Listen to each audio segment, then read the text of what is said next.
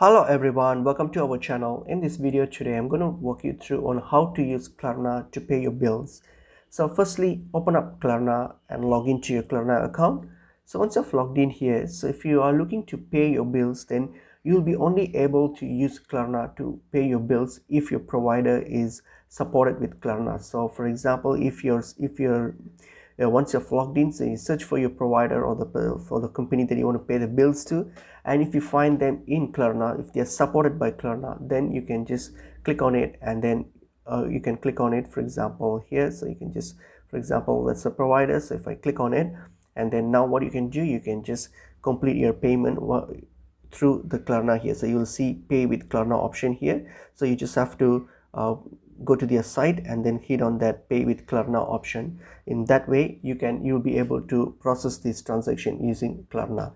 But apart from that, there's no way that you will be able to use Klarna to pay your bills if your provider is not listed in Klarna app. So which means they are not supported by Klarna. So that's pretty much it is. Hope this video is helpful. I will see you in another video. Thank you.